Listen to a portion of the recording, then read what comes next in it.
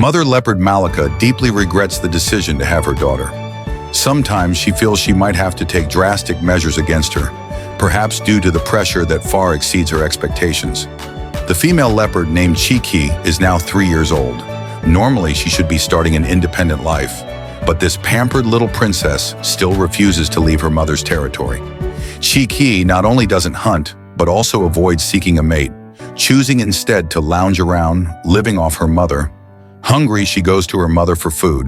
Tired, she naps on her mother's tree. She prefers to live off her mother rather than making any effort herself. Malika feels helpless in the face of her daughter's dependency. Whenever she sees her daughter like this, she can't help but regret not having had a more self-sufficient child, but instead, a giant baby who still depends on her at 3 years old. It is extremely painful. This morning, while all the other animals were busy in the early sunlight, the lazy Chiki was still lounging around in bed. She doesn't need to worry about her breakfast, as she can always scrounge food from her hardworking mother. Since Chiki was a cub, Malika has been teaching her hunting skills. But even now, Chiki has never successfully caught any prey. At her age, she should have established her own territory and lived independently, but she continues to sponge off her mother. Last night, Malika had just hunted a gazelle and dragged it up into a tree to prevent it from being stolen. However, she did not anticipate that the hidden food would not often be stolen by other predators, but rather frequently pilfered by her own daughter.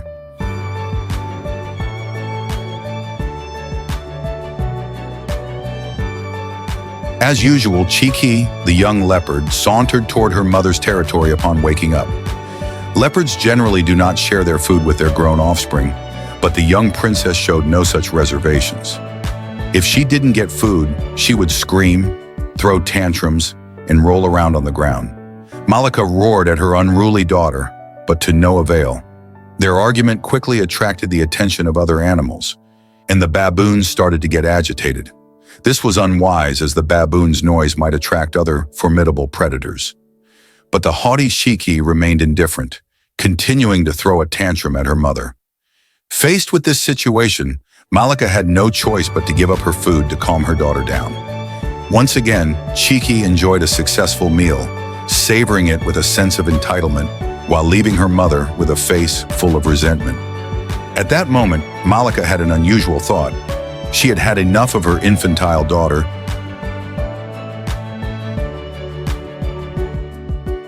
and decided to abandon the territory she had managed for 7 years and leave home. Leopards are solitary animals, and cubs usually leave their mothers to live independently after 12 to 18 months. However, Chiki had become the only exception on the savanna, unable to fend for herself even at 3 years old. For leopards living on the savanna, survival is a significant challenge.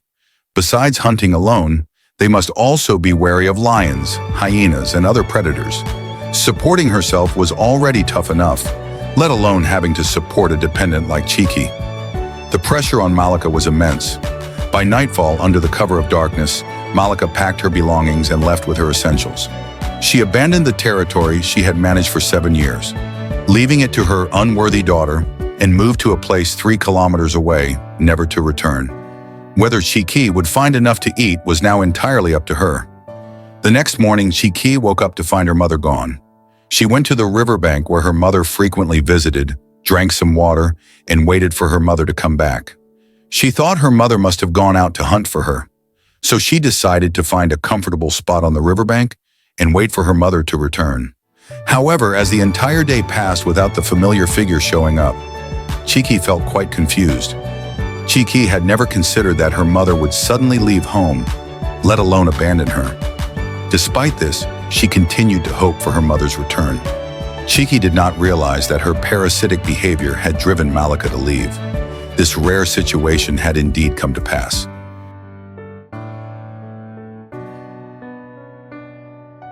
By evening, Chiki finally began to grasp the seriousness of the situation. Perhaps her mother really would not come back. By nightfall, hunger prompted her to take the initiative and try to catch prey. She targeted a pair of porcupines but found them too spiky and gave up. Then she set her sights on a small hippopotamus, but decided it was too large and might be too much to eat. Finally, she focused on a herd of deer and decided to try catching them. Mimicking her mother's hunting methods, Chi-Ki approached the prey quietly, but soon she became so drowsy that she fell asleep.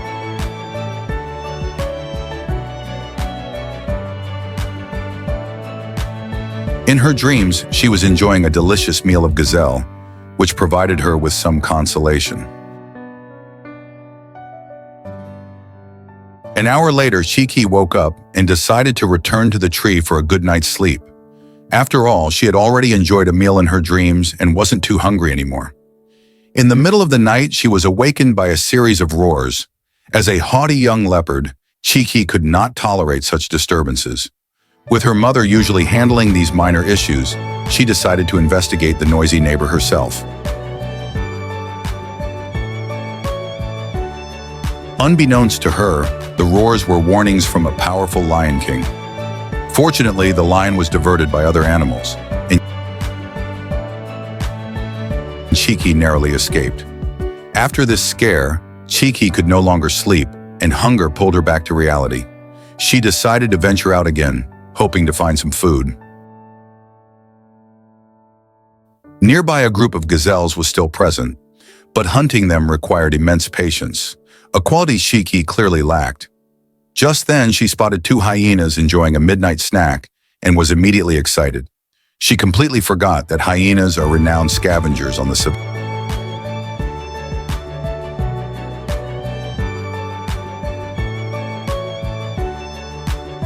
savannah and continued to approach them. Chi-Ki attempted to use her mother's method, roaring loudly while stealthily approaching the food. But this left the hyena brothers astonished. They had never seen such a foolish leopard. To avoid being disturbed by this audacious leopard, the hyenas decided to drive Chi-Ki away.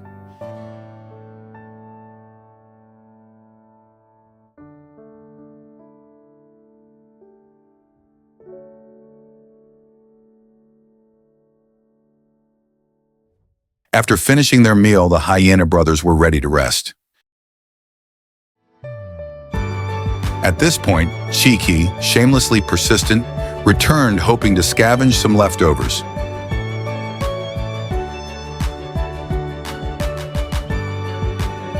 The hyena brothers were appalled by her audacity and had never encountered such a brazen leopard.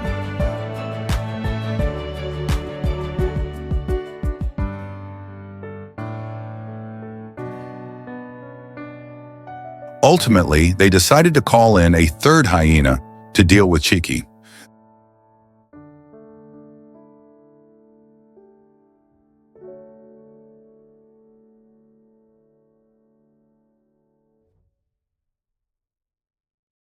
The three hyenas teamed up, drove Chi-Ki back to her territory, and planned to report the incident to the hyena queen the next day, warning of this audacious leopard who dared to challenge them.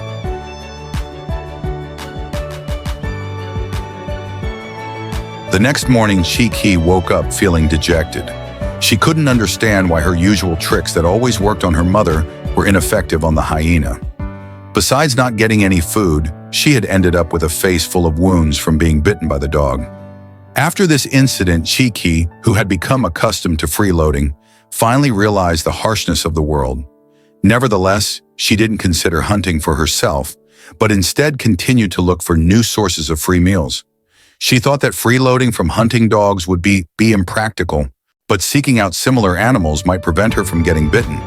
If she could find a male leopard to freeload from, she could use her own advantages to ensure she wouldn't be bitten. After a thorough search, Chi-Ki targeted a 12-year-old male leopard in the territory. Despite his age, he remained strong and enjoyed a diet of lamb every day, living a comfortable life. With a plan in mind, Chi-Ki approached the old leopard's tree, putting on her most charming smile and showing off her figure. The old leopard was clearly taken by her beauty, his eyes almost bulging.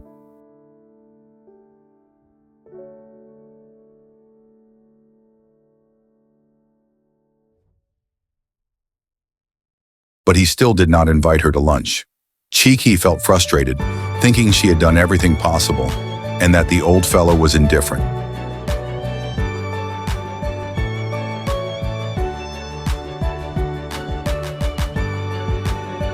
The old leopard, however, believed that his years of experience in the savannah had taught him to stay single for good reasons and not to be easily deceived. Just as Cheeky was about to lose her temper, the commotion caused by nearby baboons caused the old leopard to flee with the meat.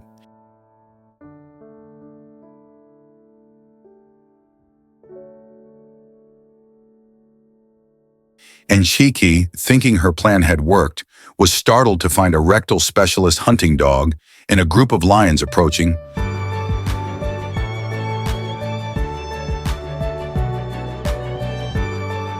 Causing her to flee in panic. After yet another failure, Cheeky reluctantly abandoned her freeloading plans and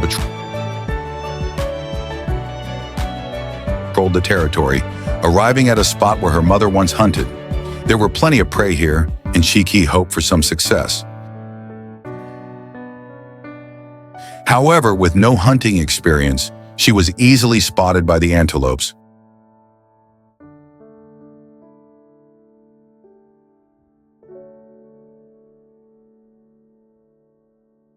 who quickly scattered. Cheeky was puzzled, remembering how effortlessly her mother used to hunt. After some reflection, she realized that the key was to be less conspicuous in her actions.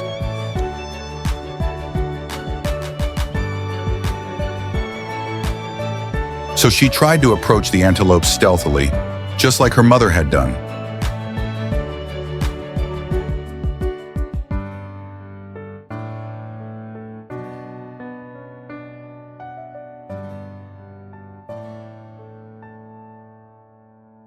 However, as she waited in a shallow pit and couldn't resist peeking, the antelopes noticed her.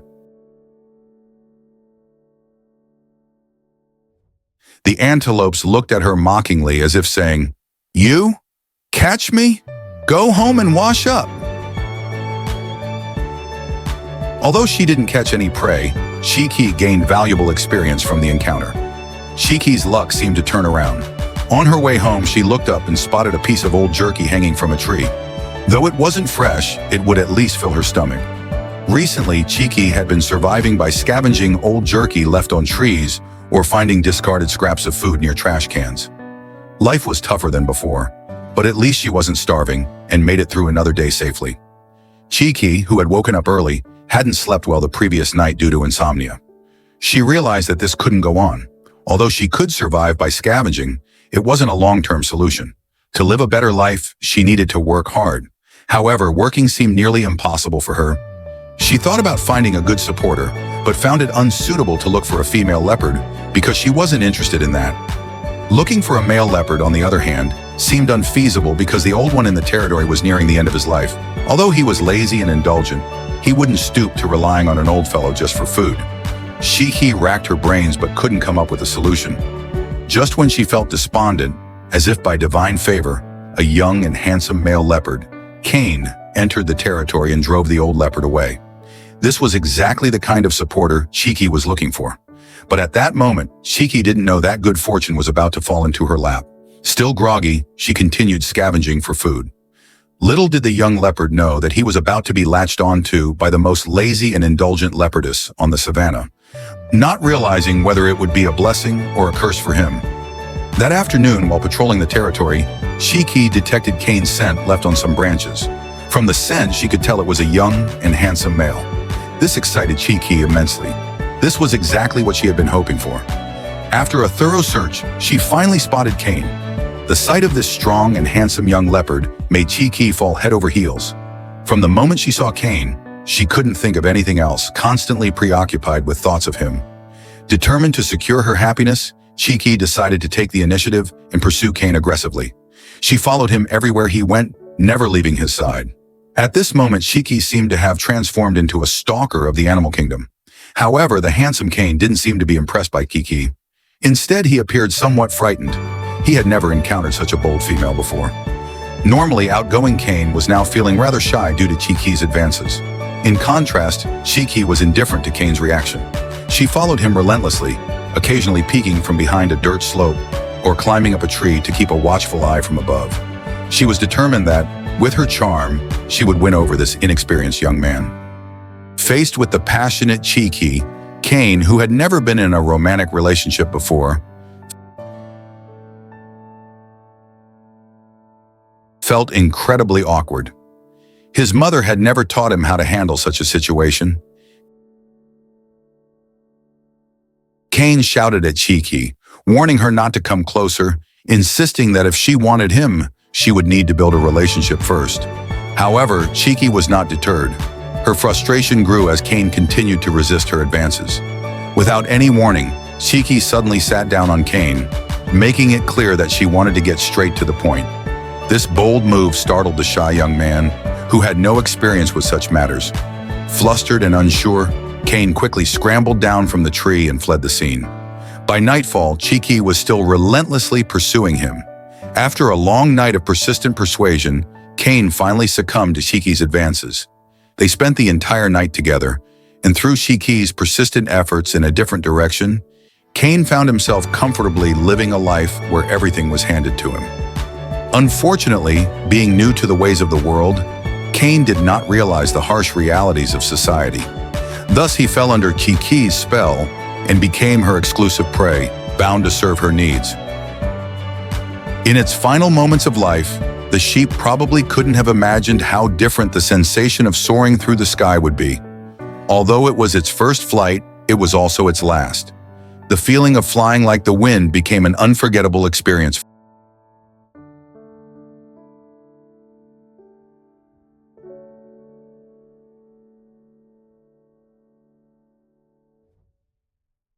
for it. The golden eagle lived in the frozen Alps, a top aerial predator in this harsh environment. The survival conditions here are extremely severe, especially during winter, when food is scarce, and the golden eagle is nearly indiscriminate about its prey.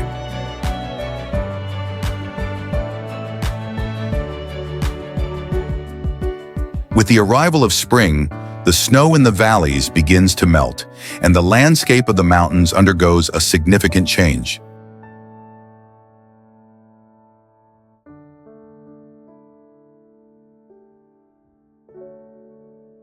Golden eagles are monogamous birds of prey, and they stay with their partners for life. However, for this pair of golden eagles, finding food has become more urgent than ever. Their chicks are now only 3 weeks old, growing rapidly and needing to be fed 7 to 8 times a day, which makes the hunting task for the couple extremely demanding.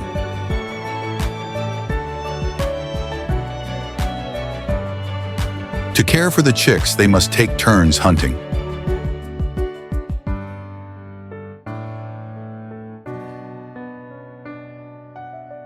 Despite the arrival of spring, other animals are still rarely seen in this desolate mountain range. The golden eagle pair must use their sharp vision to spot the elusive prey.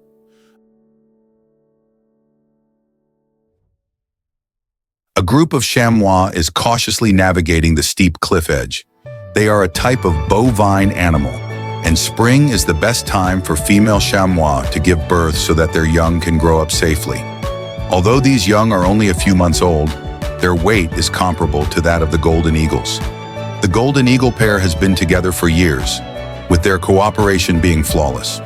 When they spot prey, the female golden eagle dives first, reaching speeds of up to 240 kilometers per hour.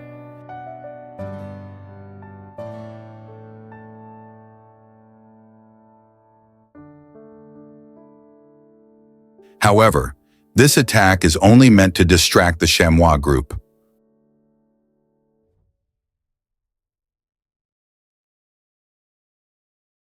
While the male golden eagle chooses a target from high above.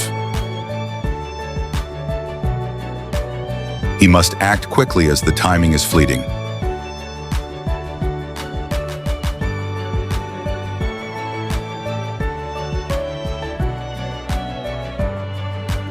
As the male golden eagle decides to attack, he grabs a young chamois that failed to hide in time. Although the eagle's talons pierce through the chamois's flesh and reach the bone, the prey does not die immediately.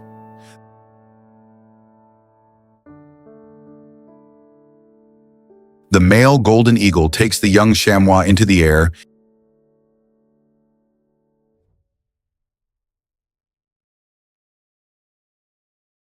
and then deliberately drops it from high above.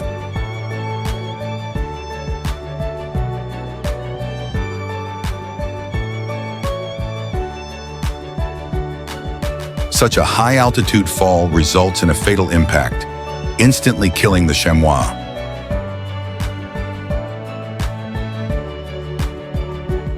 The male golden eagle follows quickly, landing precisely at the spot where the prey has fallen.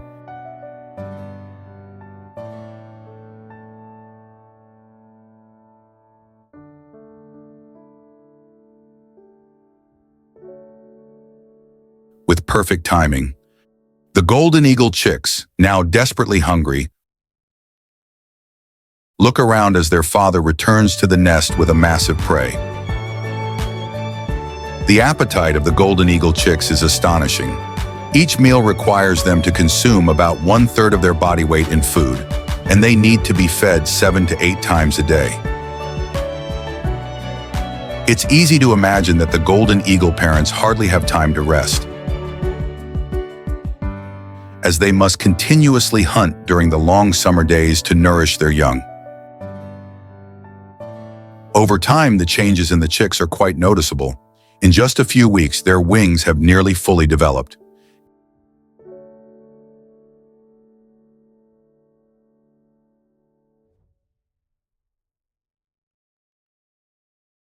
Day after day, the golden eagle pair brings captured prey back to the nest.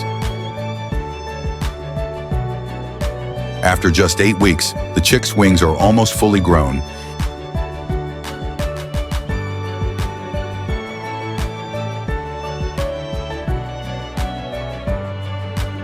and summer is coming to an end. At this point, the pressure on the golden eagle parents to hunt has lessened.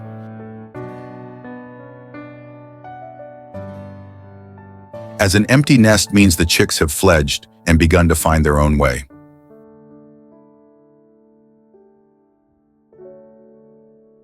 As the cold air arrives, the season of food scarcity is also approaching. The golden eagle pair still resides in the mountains, but finding prey has become significantly more challenging. The chamois born in spring have grown,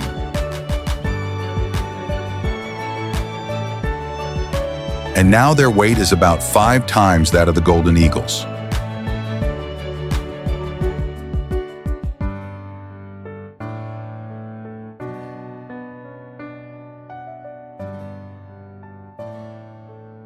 Prey of this size is difficult for most birds to capture easily. Faced with the swiftly approaching female golden eagle, the chamois herd shows almost no signs of retreat.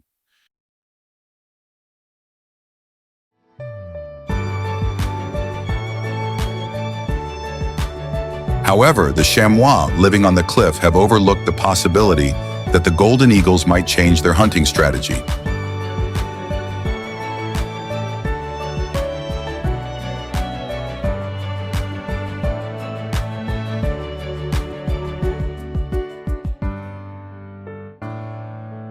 The golden eagles select a chamois that is alone on the cliff face.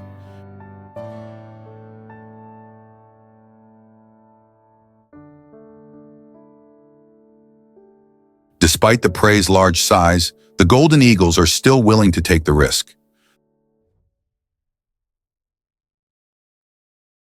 The male golden eagle embeds his talons deeply into the chamois' flesh and drags it towards the cliff's edge, attempting to use the height of the cliff to carry it into the air. This approach is undoubtedly very risky. A moment of inattention could break the golden eagle's wings, making survival impossible.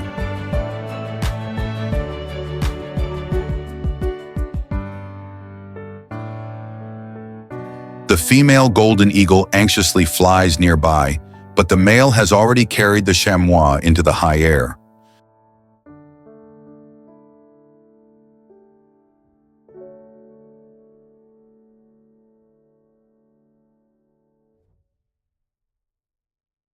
The violent impact causes the chamois to die instantly. With such a large prey, the golden eagle pair can feast for several days.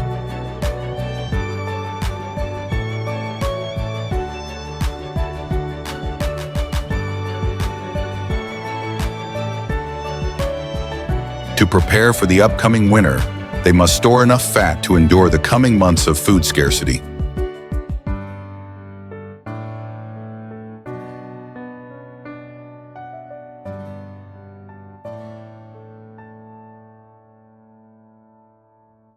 The battered and critically injured lion before them was none other than the mighty Apollo, the Lion King revered by all. To protect his wife and children from harm, he had resolutely launched a final assault against the two invading male lions. Despite knowing he was outnumbered, he used his own body to create a solid shield for his wife and offspring. Unfortunately, he ultimately succumbed to his wounds. At this point, Apollo's breasts were shallow and labored, and he was on the brink of death. Yet he clung to life, unwilling to give up until he knew whether his wife, Maddie, and their 3 cubs were safe. Weeks later, when Apollo, on the edge of his life, finally heard Maddie's call, he was too weak to respond. At last, he could lower his proud head in peace and pass away. The story of Apollo and Maddie is one of the tragedies wrought by human greed. They once had a happy family life. Apollo, the Lion King, patrolled their territory, while Maddie, the lioness, hunted for food. Together, they raised their 3 adorable cubs. Although their territory was small, they lived joyfully. Unlike other lions who took multiple mates, Apollo was devoted to Maddie, enduring her occasional tantrums with patience. However, recently, unsettling roars from afar began to overshadow their peace, and even the owls seemed restless. Suddenly, 2 male lions appeared in their sight, followed by a group of aggressive lionesses. These were the sources of the couple's anxiety. Faced with the threat, Apollo, as a husband and father, knew there was no escape. Determined to protect his wife and fragile cubs, he bravely confronted the invading enemies. Bravery became the lion's greatest weapon in this life-and-death duel. He charged at the 2 adversaries but was quickly overpowered by their numbers. Under the assault of the 2 male lions, Apollo was soon at a disadvantage.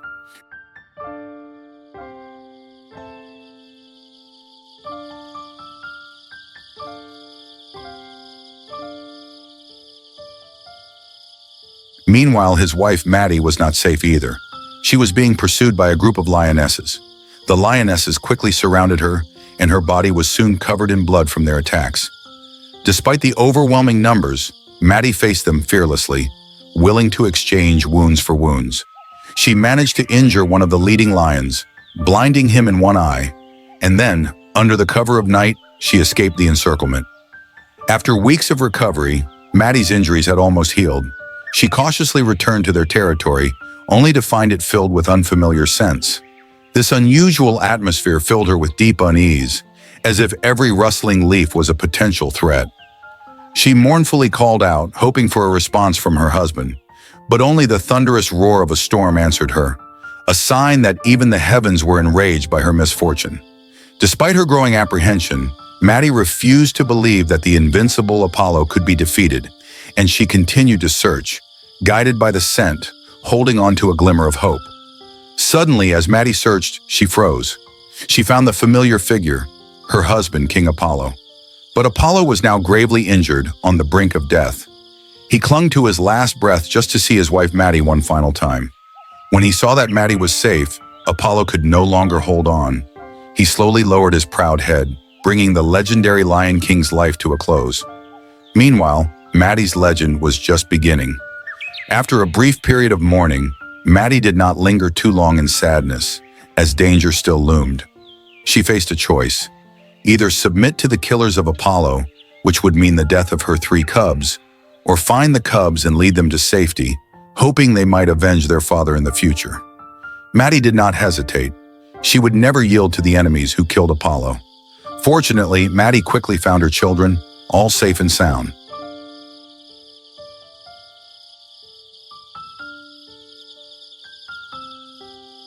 However, the enemies were closing in.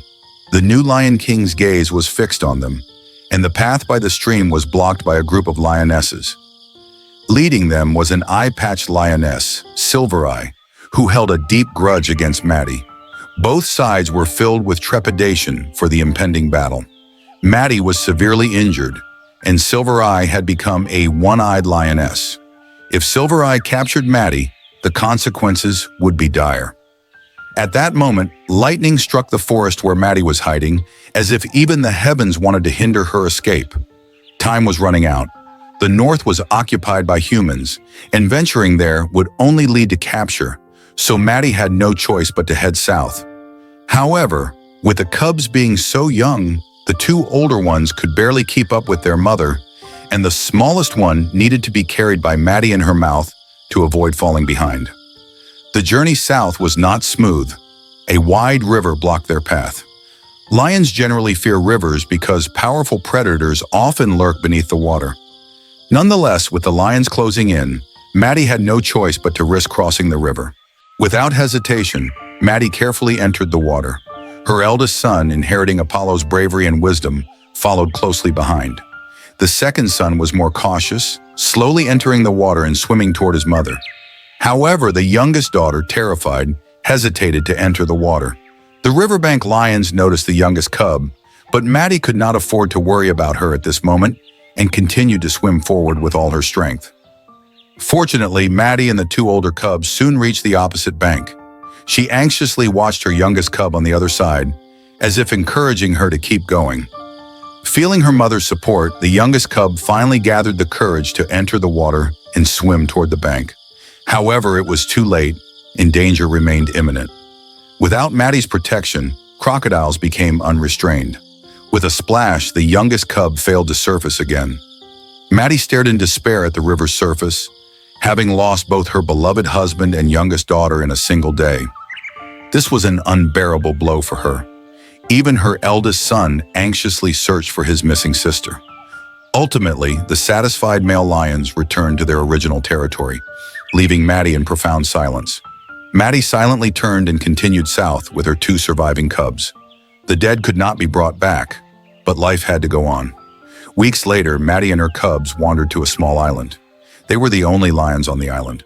Although the island was very safe, being deep in a delta with frequent seasonal floods and sparse wildlife, it was difficult for Maddie to teach her cubs hunting skills, which were crucial for their survival. Suddenly, a herd of buffalo driven by humans fled to the island, offering Maddie a chance for hunting. However, these buffalo were no ordinary herd. With sharp horns and massive bodies, they were among the most aggressive animals on the African continent. Particularly the buffalo leader, Scar, a one-ton bull, harbored a special hatred for lions. He would attack without hesitation upon seeing Maddie. Faced with this fierce herd, Maddie could only flee in desperation. Knowing she could not confront the entire herd, she needed to find an opportunity to hunt the weak and infirm buffalo. Such chances were rare, and Maddie could only patrol the periphery of the herd, looking for their weaknesses. Efforts paid off when a young buffalo strayed from the herd, giving Maddie a hunting opportunity. However, the buffalo mother quickly noticed and a deadly struggle ensued between the two mothers for their young. Ultimately, Maddie was unable to secure the kill, leaving her cubs to endure more hunger. The failed attempt worried Maddie that the young buffalo might report to Scar, and with her milk dwindling as the cubs' appetite increased, her eldest son refrained from competing for the milk, perhaps deeply affected by the loss of his sister. After feeding the cubs, Maddie forced herself to seek another hunting opportunity.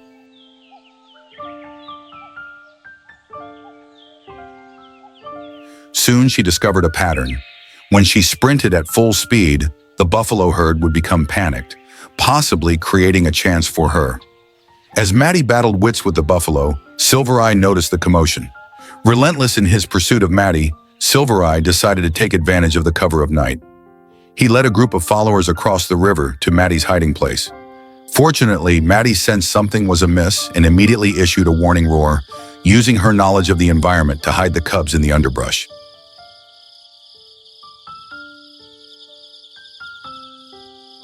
The island was Maddie's last refuge, and she had no escape route left. Meanwhile, Scar had learned of Maddie's previous attack on his tribe and led the buffalo herd to seek revenge. Upon landing, Scar stumbled upon Silvereye basking in the sun and immediately launched an attack. Silvereye was thrown into confusion, not understanding why he had drawn the ire of a fierce herd of buffalo right after landing. Fortunately, this clash allowed Maddie to escape, and amid the water splashes from the buffalo's retreat, she discovered a new hunting method. Determined, she decided to hunt again. However, Silvereye was not deterred and noticed Maddie's actions. He stealthily approached the cub's hiding spot. If he succeeded in getting close, the cubs would face direct threat. Maddie seemed to sense something but failed to detect Silvereye's approach until he was within about 5 meters of the cubs. At the critical moment, Maddie finally spotted him and in a frenzy pounced on Silvereye, quickly pinning him down. Unexpectedly, Maddie did not harm Silvereye, but instead demonstrated extraordinary magnanimity and tolerance, perhaps embodying the grace of a true leader. Unbeknownst to Silvereye, he would later become an important general under Maddie. After driving Silvereye away, Maddie continued to test her new hunting method and succeeded in catching prey, as the cubs were nearly starving. She needed to place the cubs in a safe location, like the nearby bushes, a good hiding spot to keep them away from Silvereye and the buffalo. However, Maddie did not realize that this would become one of her greatest regrets. While the cubs were playing joyfully, enjoying a rare moment of peace, Maddie cautiously waded into the water, overcoming her fear for her children.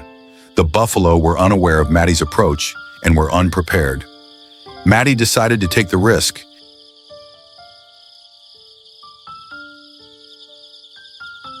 And sure enough, when the herd saw her sudden appearance, they scattered in panic. A young buffalo, unable to escape, was brought down by Maddie, making a successful kill.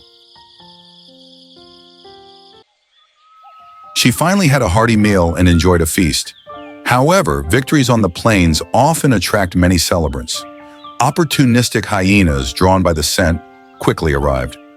Facing the overwhelming number of hyenas, Maddie had no choice but to relinquish her hard-earned meal. Fortunately, she was already full, and the cubs would have plenty of milk.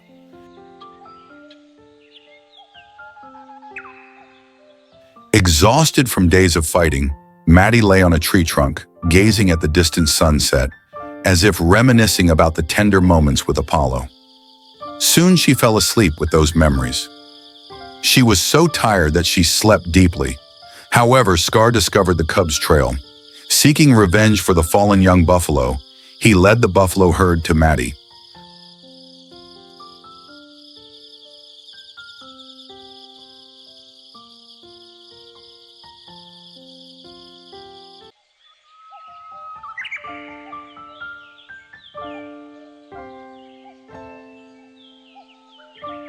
The next morning, Maddie woke up, not having had the chance to enjoy the beauty of the morning. As she prepared to feed the cubs, she found nothing. Both of the children were missing. Panic set in for Maddie.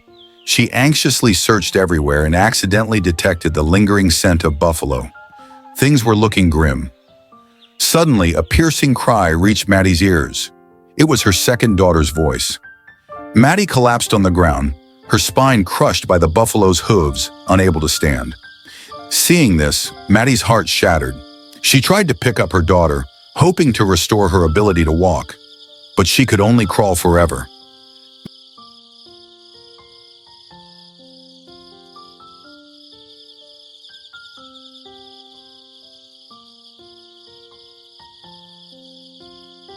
Maddie knew her second daughter had no hope left, and her eldest son was still missing. Bearing the pain, she turned away, unable to keep her second daughter any longer despite her grief. The continuous blows had nearly extinguished her will to fight. Her second daughter continued to cry out for her mother, bewildered by why her loving mother no longer paid attention. As Maddie's figure grew distant, the daughter seemed to understand that her mother had abandoned her. In these final moments of helplessness, Maddie remembered the true culprit. She cast aside all hesitation and vowed to avenge her second daughter. Maddie charged at the buffalo herd with reckless abandon. To challenge an entire herd with just one lioness was almost unheard of in the animal kingdom. However, she underestimated Scar's strength. The one-ton bull was a formidable force.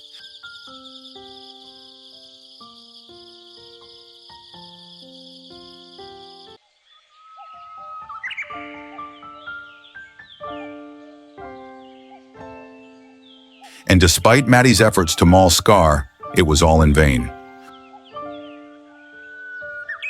Her frustration led her to roar at the heavens, as if cursing her own impotence. She had failed to protect her cubs and could not avenge them. Her roar did not bring aid but attracted Silvereye's attention. Facing the one who had caused her family's ruin, Maddie decided to stop fleeing. She vowed to fight Silvereye and his followers to the death. With fierce determination, she charged at Silvereye and knocked him down with a single frontal assault. Silvereye appeared as weak as ever, but Maddie was surprised to see that the lion pride merely stood by.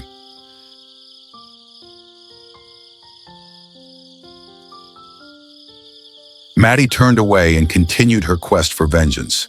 Seeing Maddie's resolute back, the lion pride felt a newfound power and decided to follow her lead. Abandoned, Silvereye looked on from a distance, unable to accept his defeat and unwilling to pursue. The lions, now emboldened by Maddie's strength, seemed to overcome their fear of the river and no longer fought alone. They began to work together, preparing to exact revenge on Scar. Though it was their first coordinated effort, their harmonious teamwork quickly overpowered Scar.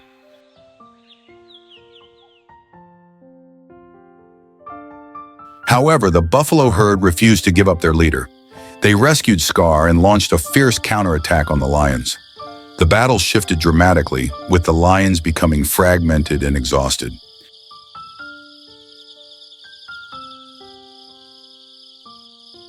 At this moment, Maddie heard a familiar cry. Her eldest son was still alive. The news filled Maddie with joy and rekindled her hope for life. She fought fiercely to drive away the buffalo herd and reunited with her eldest son.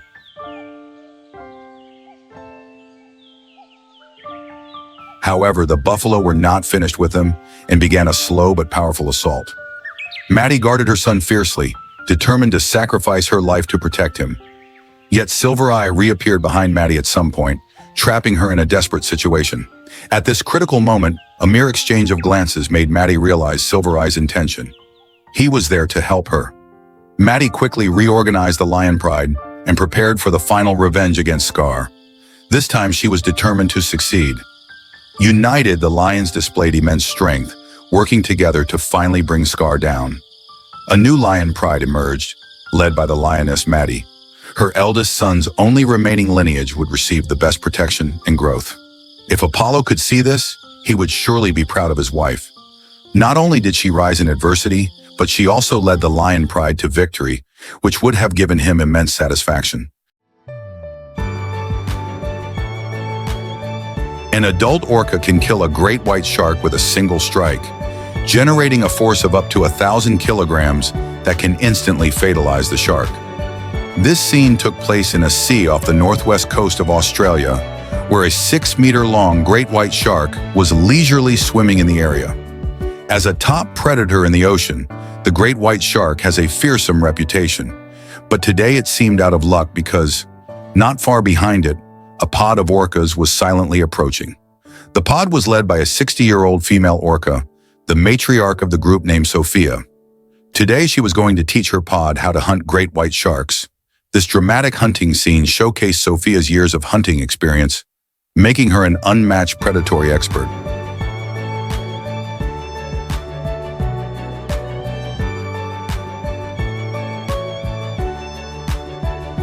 Sophia observed the great white shark's every move from the deep water,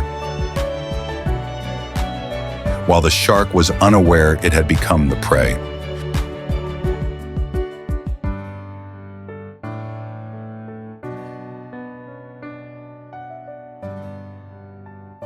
For the experienced Sophia, hunting sharks was not a challenge. With her immense strength and exceptional hunting skills, the great white shark had no chance of retaliating. This strike was a testament to her power. This has left Jaws with multiple broken ribs, but there's still a chance the great white might attack her. Sophia swims around the great white, trying to see if the shark is still capable of attacking him. But Sophia's attack is too precise. The great white has fainted. Sophia knows it's time for the kill. He bites the shark and drags it into deep water, using the pressure of the water to drown the shark. This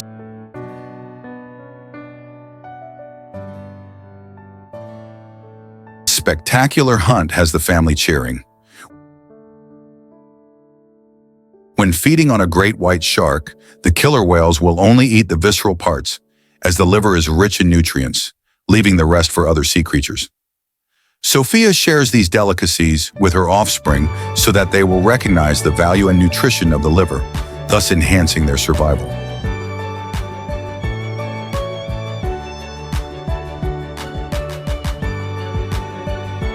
The orca, with an intelligence comparable to that of a 15-year-old human, is one of the most intelligent creatures in the ocean.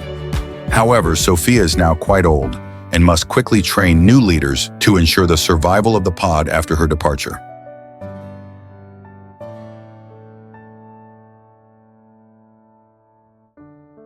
The pod of orcas led by Sophia consists of 6 individuals and requires a large amount of food each day. She is an excellent teacher and has imparted her lifetime of hunting skills to her offspring. Now it is time to test their learning. Sophia is very familiar with every corner of this ocean, and she quickly leads the pod to another sea area where the target for their hunt, the flatfish dolphin, resides. The flatfish dolphin is an exceptionally intelligent and highly social marine mammal.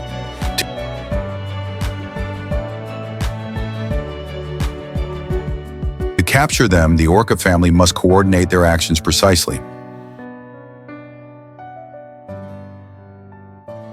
Sophia leaves her youngest granddaughter behind, as she is still too young to participate in this thrilling hunt.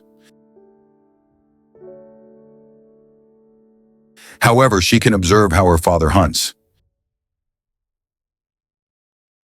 At this moment, the orca pod has submerged into deeper waters to avoid detection by the dolphins on the surface.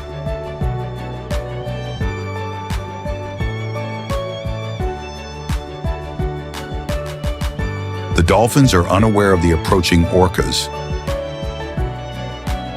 Suddenly, the appearance of the orca family startles the dolphins.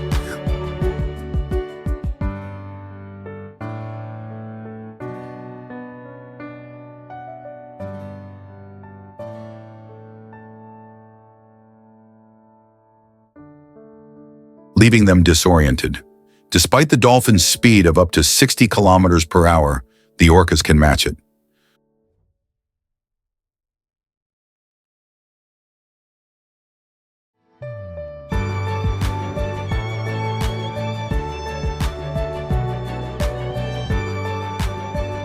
Sophia watches as her pod quietly closes in on a dolphin, but does not rush to attack, as the dolphin has already fallen into their encirclement.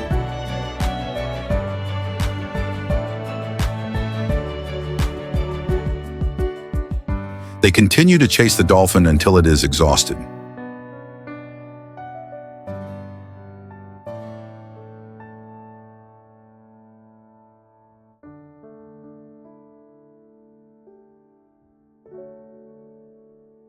Ultimately, Sophia's son delivers a fatal blow, sending the dolphin flying out of the water, and the orca pod successfully completes the hunt. In the days when Sophia was not present, her pod thrived well in these waters. At over 60 years old, Sophia understood that she only had a few years left to live, and the pod had not yet encountered a truly formidable opponent. It was time to lead the pod to face a real challenge, capturing the ocean's apex predator, the humpback whale.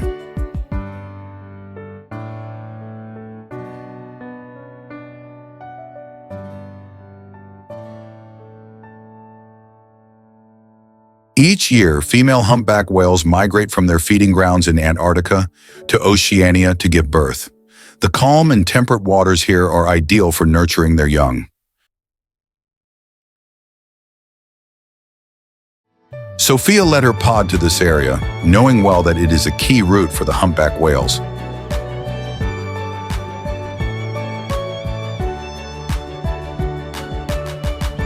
Their target this time was the young calves. Sophia closely followed the humpback whales. If successful, she could retire from the forefront and leave behind a legacy. The pod approached their target silently. However, the female humpback whale quickly became aware of their presence.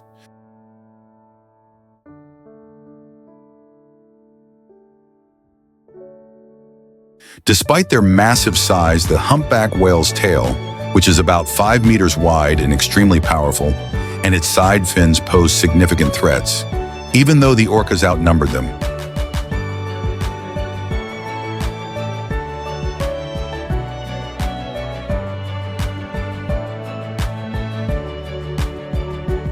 The calf was hiding on its mother's back.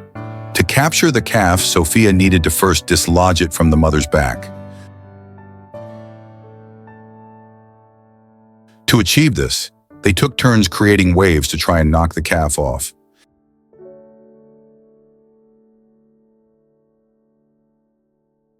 However, in a month's time, the calf would grow strong enough to fend off the orca attacks. At present, the calf was not yet capable of such resistance. But the situation soon took a turn. A male adult humpback whale appeared, trying to drive Sophia's pod away with its powerful tail and strength. The arrival of the male humpback whale almost changed the tide of the battle, making it nearly impossible to capture the calf. The humpback whale slapped its tail vigorously,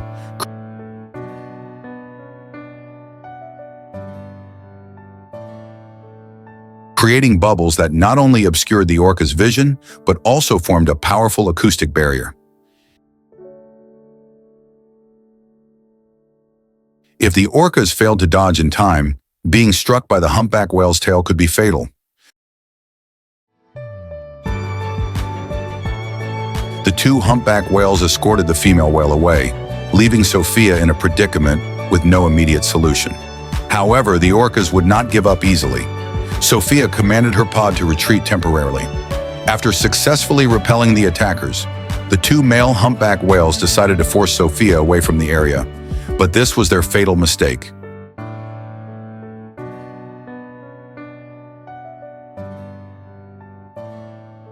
With the humpback mother and calf left unprotected, Sophia cleverly maneuvered the male humpback whales away from the target. When the mother and calf were left isolated and vulnerable, Sophia led her pod to turn back and charge at them once more. At this point, Sophia and her pod members attacked in turn, heavily pressing on the calf's back, dragging it into the deep water, and ultimately causing its suffocation. With her exceptional cunning, Sophia turned the tide of the battle in favor of her pod.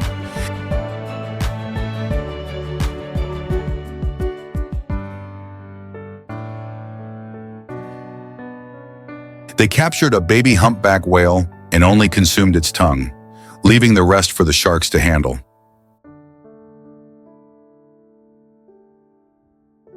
This pod of orcas is led by a female named Star. As top predators in the ocean, orcas have an intelligence level comparable to a 15-year-old human child.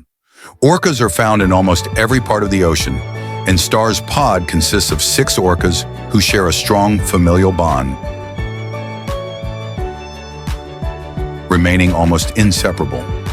This entire family relies on Star's wisdom and hunting experience to thrive in the ocean. Currently, Star is searching for food for one of her pregnant daughters. Female orcas give birth approximately every 5 years, so the arrival of a calf is crucial for them.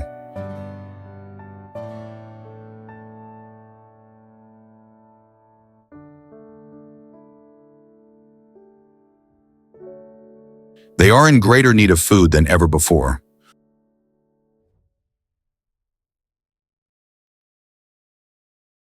A lone California sea lion appears not far from Star's pod.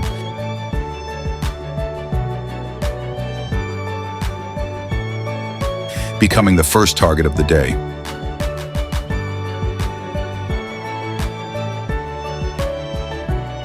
Soon, Star spots the sea lion and begins to stealthily approach from the water. At this moment, the sea lion is unaware of the impending danger.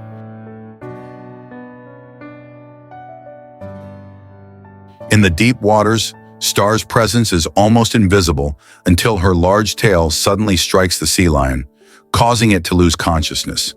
Immediately after, Star delivers another powerful blow, completely incapacitating the sea lion.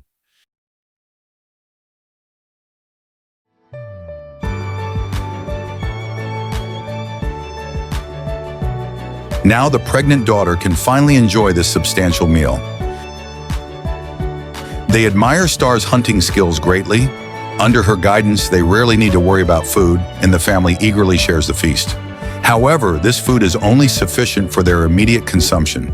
To ensure that all family members are fed, Star must lead them to find more prey.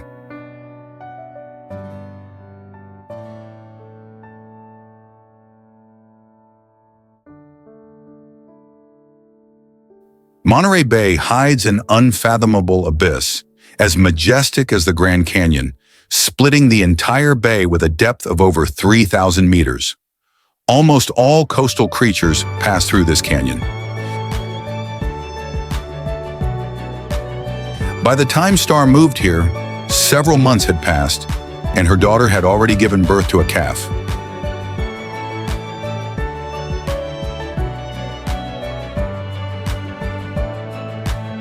Star and her family knew that this was the best hunting ground for capturing large prey.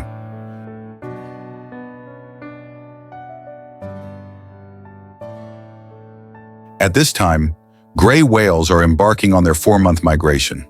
The gray whale mother, leading her calf, is approaching the bay. After months of migration without feeding, the gray whale mother needs to continue her journey.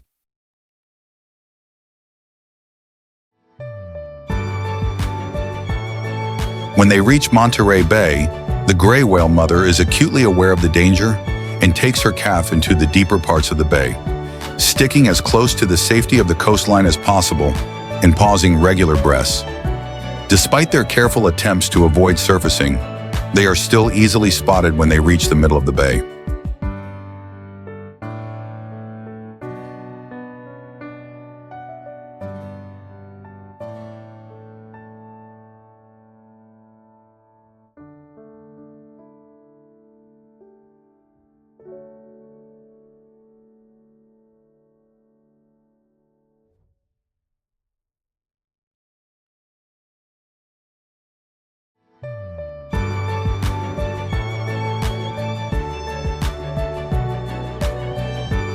Soon, Star's pod discovers them not far away and moves in for the opportunity. The gray whale mother and calf, aware of the danger, try to speed up to escape.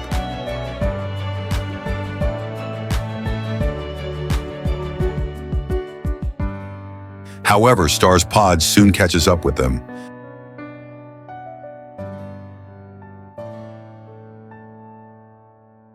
Adult gray whales weigh more than 10 times as much as orcas, making them a challenging prey for Star's pod.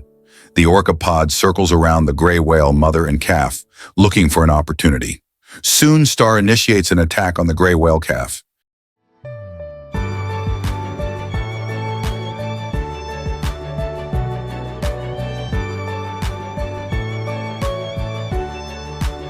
The entire pod joins in, forcing the calf to dive underwater, attempting to drown it.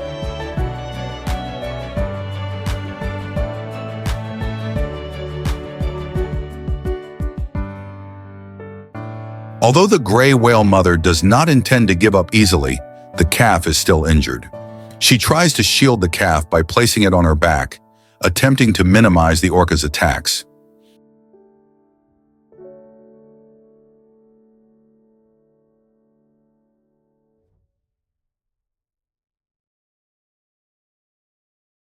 Despite the calf weighing a ton, a full-force hit from the orcas nearly pushes it out of the water.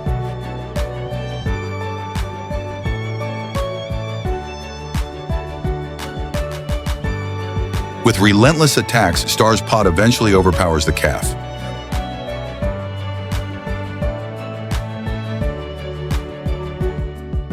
Leaving the gray whale mother helpless.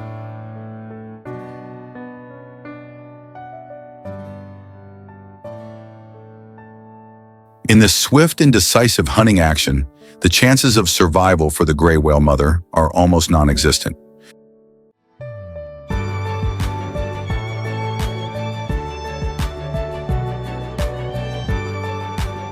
The captured gray whale calf will be enough for Star's pod to have a full meal.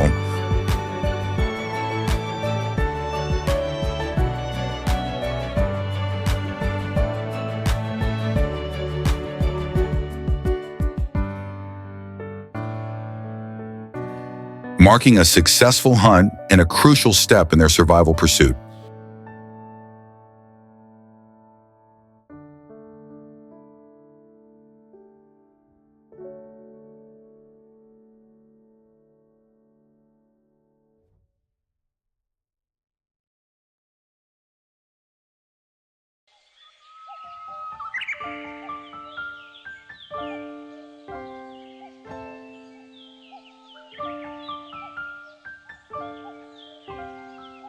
In the coastal areas of Thailand, crab-eating macaques, also known as long-tailed macaques,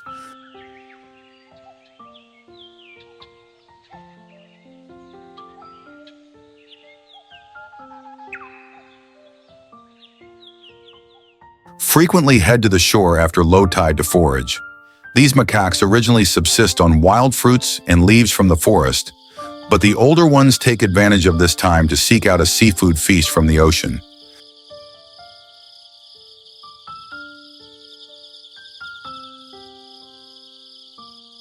Particularly adept are those macaques that can use tools.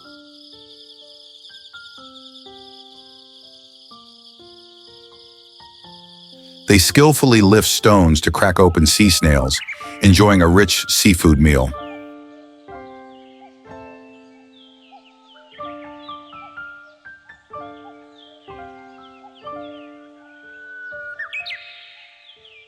However, younger macaques might need some time to master this skill.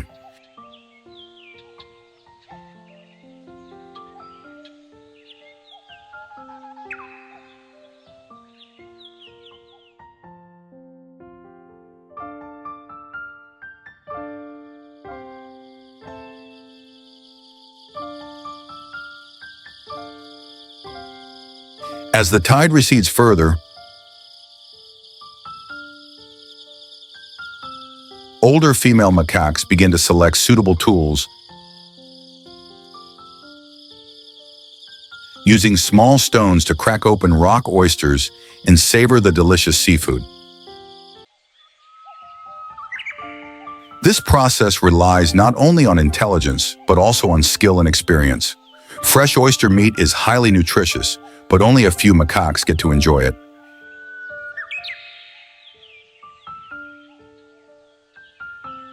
As the tide reaches its lowest point, the hidden feast gradually becomes visible.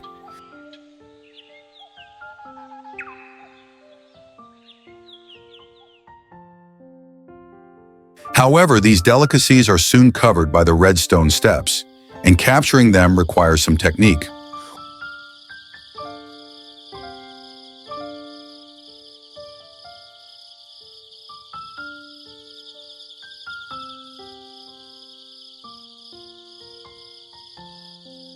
Older long-tailed macaques cleverly use the waves to mask their ambush. And some smart macaques quickly learn this method, pulling up large crabs from the seabed and starting to enjoy a seafood banquet.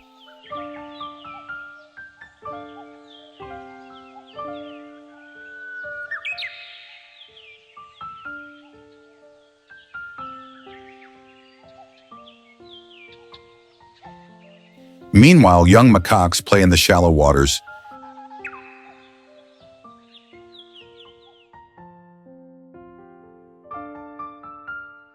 And as the tide comes in, they need to prepare to retreat.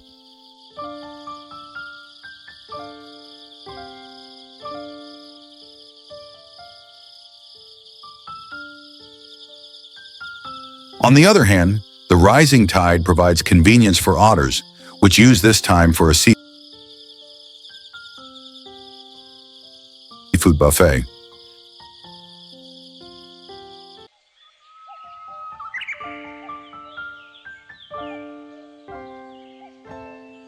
Due to their need to maintain body temperature in the cold seawater, otters require a lot of food.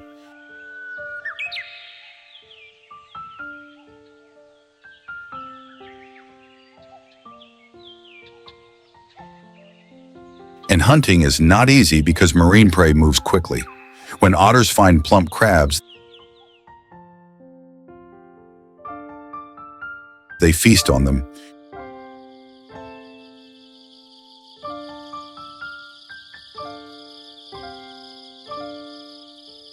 Consuming about a quarter of their body weight daily to survive.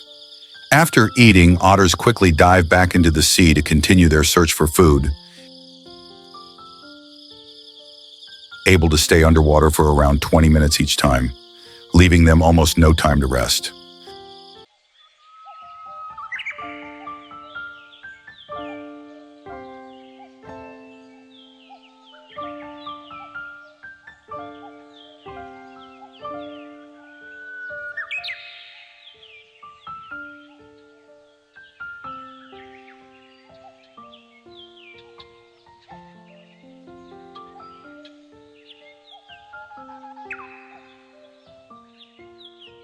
These otters live their entire lives on this coastline, facing daily survival challenges.